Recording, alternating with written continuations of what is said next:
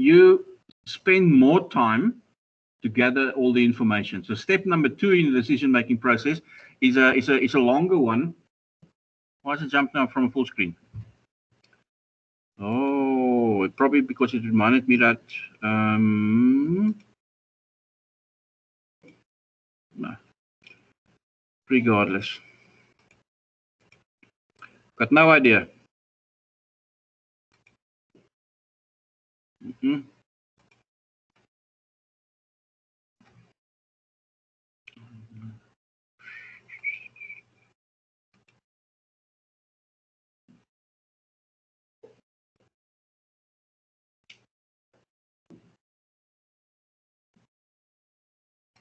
My apologies.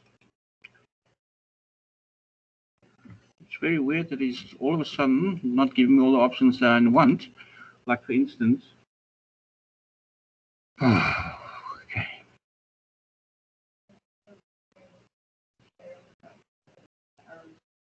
I tried. Well, then it could be. How did you know that? Thanks for sharing it. Okay, we're back. The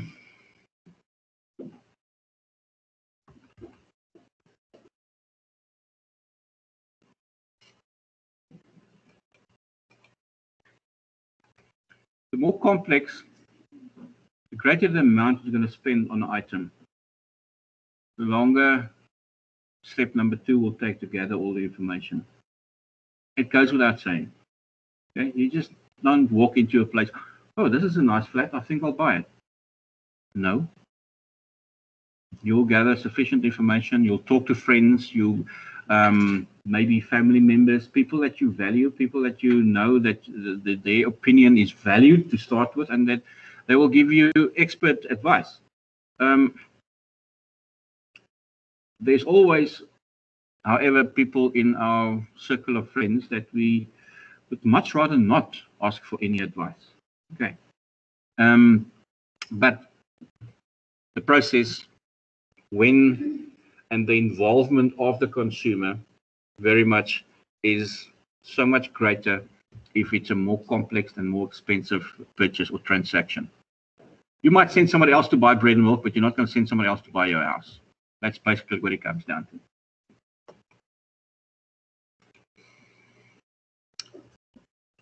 The table number 3.2 in your textbooks is just a reminder of, it's just a visual summary of what we just said now. You can basically play around and say a routine transaction, like for instance buying a cool drink or your household's groceries for the week. There's low involvement in the sense that you actually, if you're not there, for instance, usually on a Friday afternoon after class, me and the boys go to the shop to buy the groceries for the week. But if one of them says today, you know what, Dad, I mean, you buy it on the way home from work, because I mean, otherwise you have to come home first and pick us up, because we don't have class today and it's school holiday, schools break up today as well, around about now. They don't have to be involved. They don't have to be there for me to purchase. Okay, they can just give me a list, which they did, of what to purchase. Okay, so the involvement there is not great. It's not necessarily required, because it's a routine transaction. So the involvement is very low. The time spent on choosing the items is very short. I think you get what the table is trying to explain to you, because it's a summary of what we just said at the start of the session. Other factors that determine the level of involvement. Your situation. Is it an emergency? Do you need it now? Is there blood oozing from a wound and you have to go to the doctor because, no, let it bleed, or if I'm okay, if I don't pass out after half an hour, I should be okay. No, that happens in your car to the closest ER or doctor's office. It's an emergency. So the actual situation determines how much you are involved in making that decision, or how much time you take to make a decision. Okay. You get bitten by a snake? No, let's see what happens. Maybe it wasn't poisonous. No. And then goes, okay, I need to get out of here and I need to get a doctor very soon. Okay, so the situation determines also your influence or the amount of influence and the time involved that you in reaching a decision. If you're interested in something, you'll spend some time gathering information because it interests you. Okay. It comes back to what we said earlier on in previous chapters about the time that you spend. When you see an ad in a commercial, if you just bought something similar yesterday, then you won't be that interested in it because your need has been satisfied. You will only, if step number 5, where you do your pre-purchase evaluation and you weren't satisfied with what you bought yesterday, would you be interested in being exposed to that same information again? Previous experience, probably the most important one. We do a lot of our decisions based on what we've previously experienced. Good or bad? Bad, avoid it. I'm not going to try. I've tried that one. I'm not going to fall for that one again. It very much, and we'll see later on as well in the chapter when you start addressing some of those issues in greater detail, that your personality, your beliefs, your values also play a very important role. And your previous experience often comes from exposure as a result of the culture that you are part of, and part of the culture we'll see obviously includes your language, your religion, your gender, and everything. Okay, but more about that just now. Right, from a marketer's point of view, you need to provide in your strategy and your campaign, when you structure your marketing communications strategy, because for a very exclusive or expensive transaction, where there's high involvement from the customer and there's a lot of time spent before making a decision, you need to ensure that you much rather give less information and more regularly. Give them information to a point where they are interested, and it keeps the interest, and they can't wait for the next one. It's like watching a series that's very riveting. I thought about Riverdale like that at some stage, but now I just think it's a lot of nonsense. I think just how they've changed the storyline now. No. Anyway, let's not go there. And I think as a result of that, you need to now structure your communication to such a degree that you provide them enough information so they want the next set of information as well, because you know that they're not going to make an impulsive decision and a quick decision. So you can structure your strategy to be one that runs over a longer period, because if you give them little bits of information that almost sort of supports and improves on the previous information they have, by the time that they are ready to make a decision, they would have received all the information. Okay, but it's as I said, it's not something that you are born with to immediately identify and say, right, that's the one for this particular product or for that particular target market. It comes with experience. When it's low involvement, obviously, there's no point in sharing too much information. People will make an instant decision. And they will often, the only thing that will, for low involvement transactions, communication-wise, is make sure that you communicate about the price. Price and availability, that's it. People don't want to come to the shop and say, you know what, sir, fine print here at the bottom. It says, as long as stocks last. I'm sorry, the previous guy only bought half the stock. That's why they also include little T's and C's that says you are limited to a certain amount or quantity that you can purchase. Give everybody a fair opportunity. And that's not the guy that's there the first minute the shop opens and he buys everything and he says, I'm going to go around the corner and you can buy it from me. Okay, so the information that you provide there, very much focused on what does it cost? Where can I get it? How much of it can I have? Because we see it in shops every day. Walk into Pick n Pay yesterday, straight into a display of Simba chips. 3 packets for this price. That's all you need to know. Okay. If you were interested in buying it, if it was on your shopping list, yeah, you'll take 3. 3 and pay for 2 kind of thing. You know how it goes. Or don't you shop? You do, I know. Right. The aspects that we'll be addressing in the next few slides deal with these external factors, individual factors that impact on how we behave and how we make our decisions as consumers. Perception, motivation, how we learn. There are different ways of learning. We'll get to that. Your values, your beliefs, your customs, your attitudes, personality, how you see yourself, self-concept, how you see yourself plays a very important role in your decision making. Let's address each of these individually. Let's go to perception. What do you see? What do you see in that image?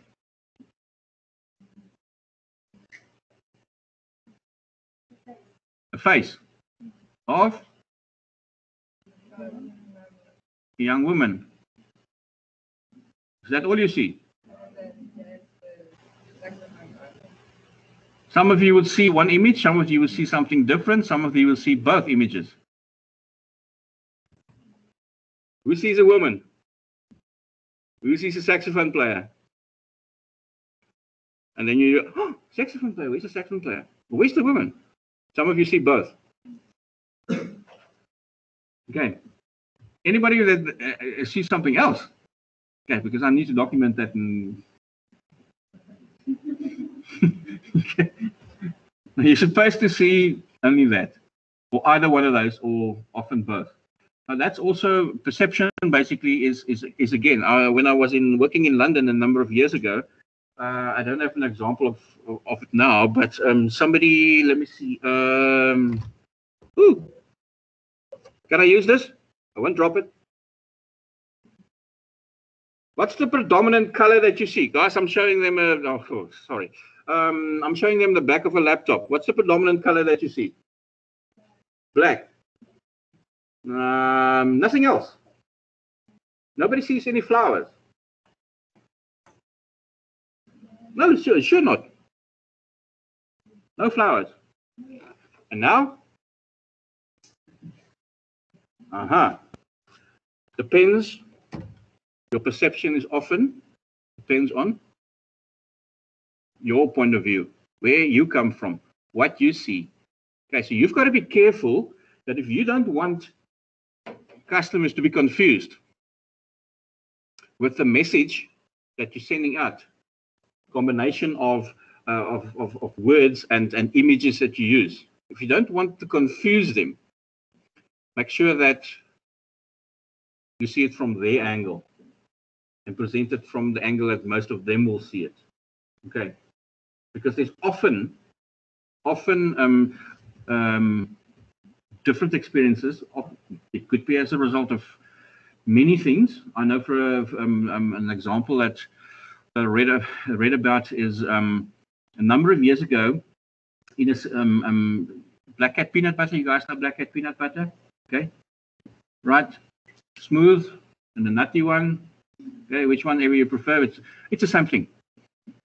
Black cat peanut butter. There's the name. Is there also an image of a little black cat on the? Now there were some target markets that was under the impression, and that's why they didn't buy the product, that there were pieces of a black cat inside. Again, perception based on not just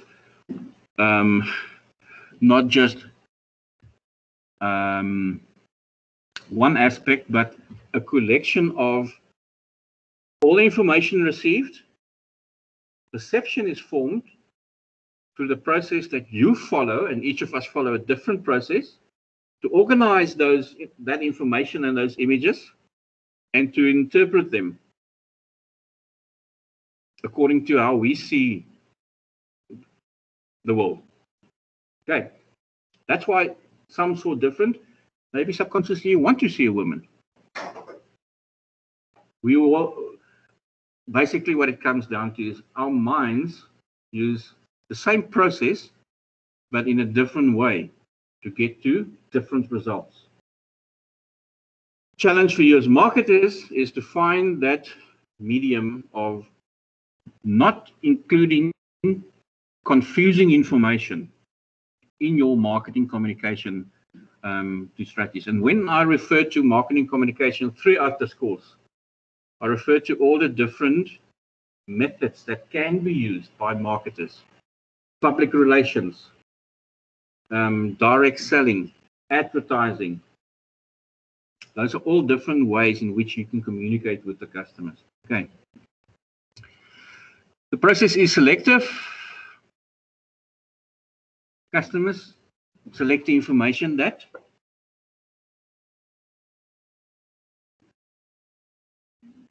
customers. Why is perception selective?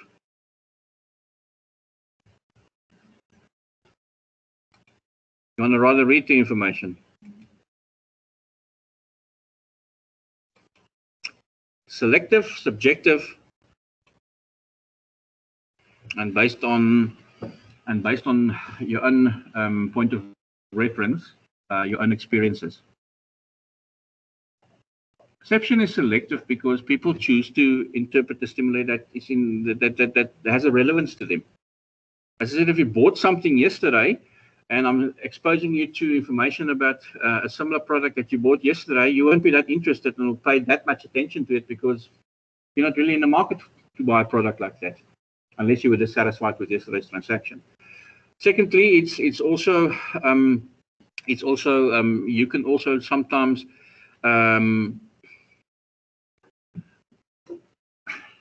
or sometimes your perception is affected by your previous experiences, and often usually not necessarily always a product, but sometimes also a service, or maybe a hybrid, which is a combination of a product and a service, like a restaurant, for instance. The restaurant is a hybrid. The restaurant is in the services industry, but they serve food.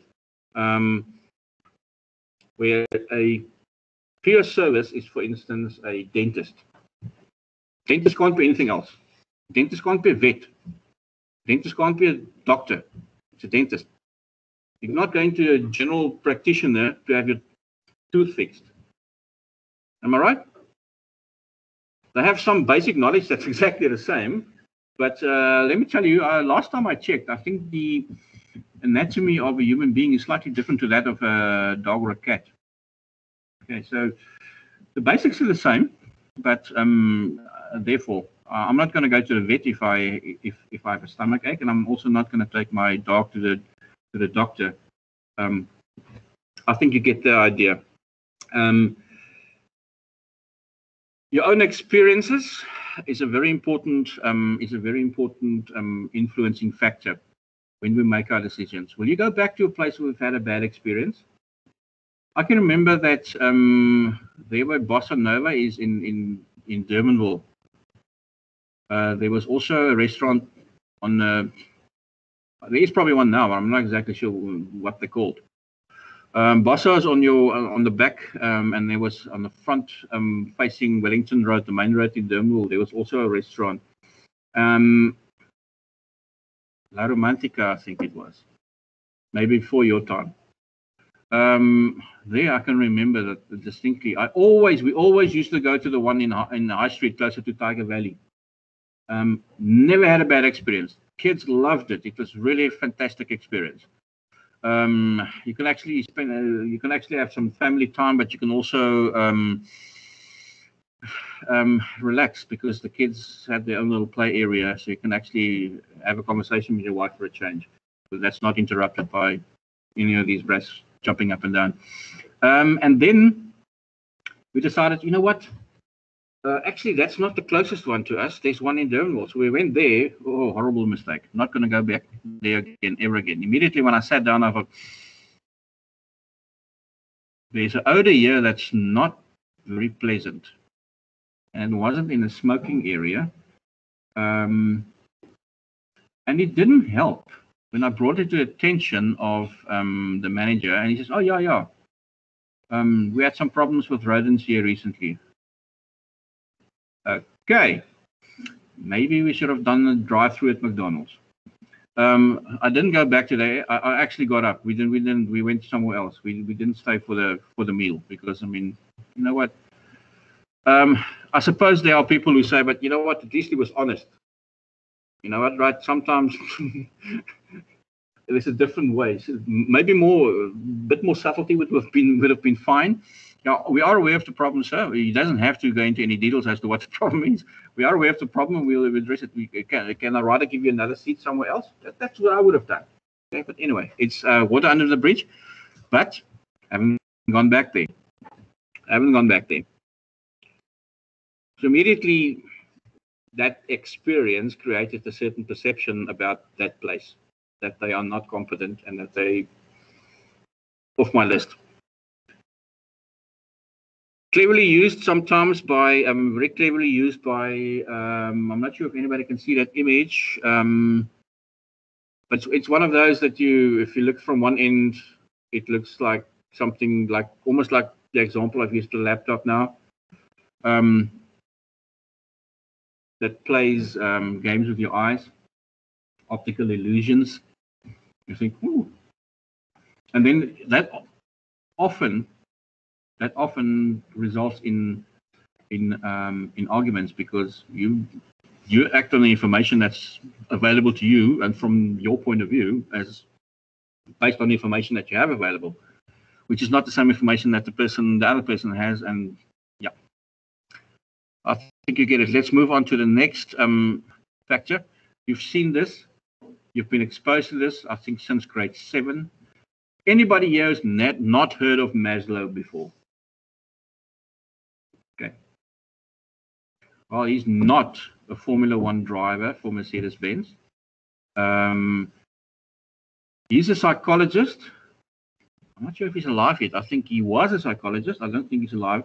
But he was the first one that started experimenting and said, you know what?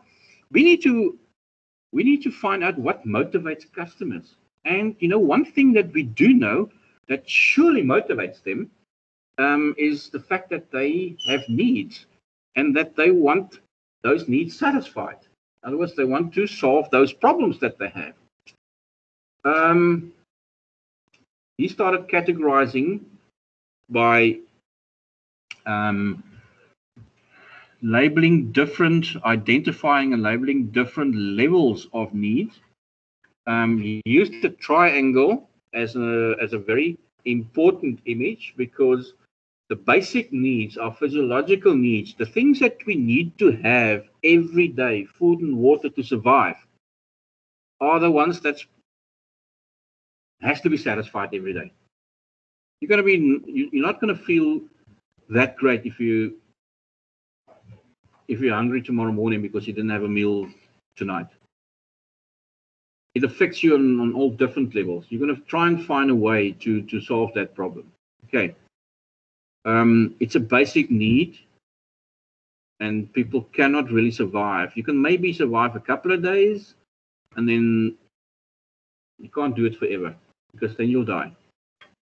So those physiological basic needs are the ones that needs to be satisfied first before we can think of anything else. What people think about us, how we feel about other individuals, joining a gym so we can socialize with, none of that will matter. None of that will matter if your physiological needs are not satisfied. So what motivates us in life is to improve the levels on which our needs exist. So once we've satisfied those needs and constantly can satisfy those needs on level 1, we progress to level 2, where now the safety, our shelter, our job security and stuff like that becomes issues. Okay, so once those needs are satisfied and you have a full-time employment and you're actually progressing quite well in your career, then those things are fine. And now you go to your social needs. Now it's more about being respected and respecting other people and feeling good about yourself. Okay, feeling loved. None of those would matter if you're hungry and thirsty. Okay, so you progress through the levels. The level right at the top, the self-actualization needs are those things that once you've done everything, you'll attend to that.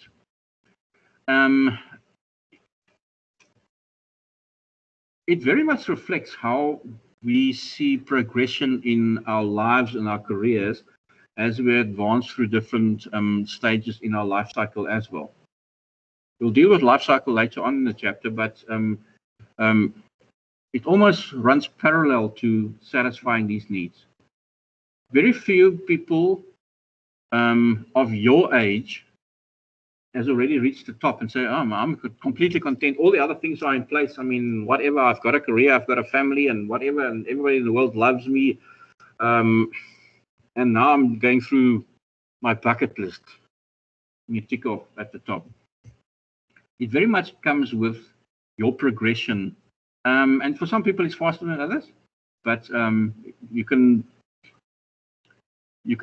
almost put it parallel to your need satisfaction and how I progress through the Maslow's need hierarchy, parallel to what your actual progression is in your life and career. How we learn is also a very important influencing factor. Now, how do we learn? We can learn cognitively or conceptually, and that is where let's rather do experiential learning first. Experiential learning is you experiencing it yourself. Okay, you had a bad burger, your experience, you tasted it, wasn't nice. That's experiential learning, where you actually learn through your own experience. Conceptual learning is where basically, let's use the example of the restaurant again. There's no direct involvement or experience from you, but it usually is through word of mouth of other people telling you about their experiences that they've had. Okay. You're thinking of going to a new restaurant? A friend of yours says, oh, yeah, fantastic. You should go to this place. We went there last week and it was amazing. Okay, so they're telling their story and their experience. They're sharing it with you, and you are learning through that as well.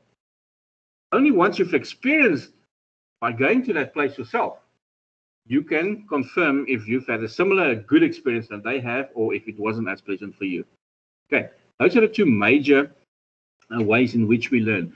It could also be, you could also break it down further. There's also a formal process of learning. That is where you basically learn from your family and your brothers and sisters. They tell you what to do or what not to do. Okay, I can already see my two sons ganging up now because the oldest one obviously has gone through things that the youngest one is going through now. And he says, I tried this with mom and dad. I mean, you can try this. Okay, but also, you know what? Thankfully, I work with you guys as students every day, so it prepares me on how I could manage my children. So when he comes to me with a certain angle on why he hasn't need to go to class today or whatever, I know all the tricks that you guys pull. And therefore, actually, bad luck for him. You give me all the ammunition I need to have to be prepared for the angles that they're going to come up with.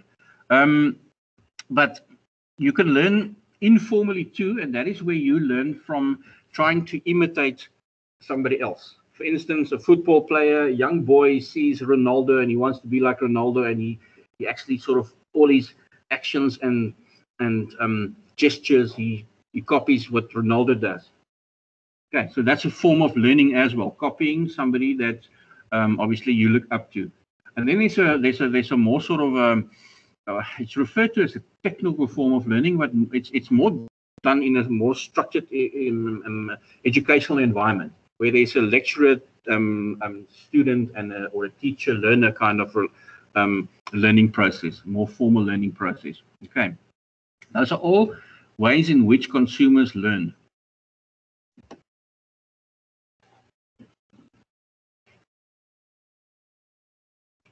Anybody, any questions? Anybody online? Are you still alive? Are you still there? Dana, how are you doing? Yes, sir. Still alive, sir. Fantastic, sir. Fantastic. Good to hear. Mm-hmm. Hang in there. It's almost weekend. What are we doing for time? Are we still good? Yeah, we are. Tell me when you want to need a break. We could take a break. I'll just pause the recording, and obviously I'll announce it to the guys online as well. Do you need a break now? You want to take a break now? You want to? Everybody needs a break now. We can take 2 breaks. I mean, I just stopped the recording, and it's fine. Who needs a break now? Okay. Smoke break? Okay. Now I understand a lot more. We're going to quickly take a 5-minute break. I'll stop the recording. We'll stay online. If there's anybody if there's anybody who wants to ask me any questions, you're more than welcome to do that. We're sort of on a 5-minute break now. Okay. Thank you, sir. Sure, no problem. See you in 5.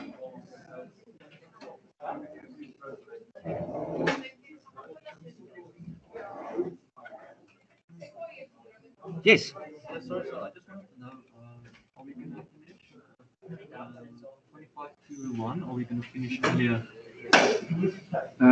Because I have a lift, so I'm just wondering. Is your lift at according to the original? I can make it earlier or normal time. Doesn't really matter. We'll finish at 12. 12. Yes. Okay. In the textbook, let me see. It's in chapter 3.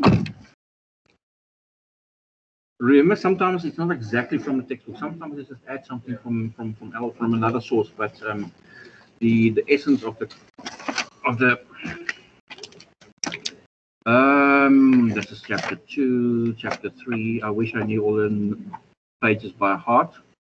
Okay, we're almost there. Social factors. We're going to be dealing with culture and attitudes and values just now. We've done motivation. That's the hierarchy. The image, that's on page 102. So learning we've just done is in 104. Okay.